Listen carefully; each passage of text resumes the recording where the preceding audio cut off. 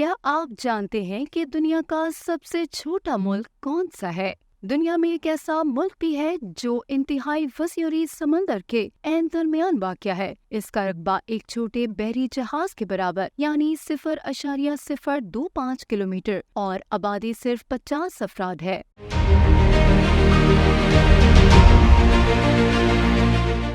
اس ملک کا ایک شہزادہ اور شہزادی بھی ہے اور اس نے 1967 سے آزادی کا اعلان کر رکھا ہے۔ سی لینڈ نامی یہ ملک برطانیہ کے ساحلوں سے دور بین الاقوامی سمندر میں واقع ہے اور اس کی اپنی کرنسی، ڈاک ٹکٹ اور قومی ترانہ بھی ہے۔ دراصل یہ ایک پرانا قلعہ ہے جس پر دوسری جنگ عظیم کے دوران برطانیہ کے ایک سابق میجر رائے برٹس نے قبضہ کیا۔ اس قلعے کو 1950 کی دہائی میں خالی چھوڑ دیا گیا تھا۔ رائے نے جنگ کے بعد ماہی گیری اور ریڈیو براڈ کاسٹنگ کے مشاغل اختیار کر لیے، لیکن برطانیہ حکومت کی پابندیوں سے تنگ آ کر اس نے بالآخر اس قلعے میں اپنی ریاست قائم کرنے کا منصوبہ بنا لیا۔ اس نے اپنی بیوی کے ساتھ یہاں رہائش اختیار کر لی اور اسے برطانیہ سے آزاد ریاست قرار دے دیا اور وہ اس ریاست کے پہلے بادشاہ اور ملکہ بن گئے۔ کنکریٹ کے 2 بڑے ستونوں کے اوپر لوہے کا ایک بڑا پلیٹ فارم ہی اس ملک کی کل زمین ہے اور یہاں کے لوگ پینے کے لیے پانی بھی خود ہی صاف کرتے ہیں اور اپنے زیادہ تر خوراک اور دیگر اشیاء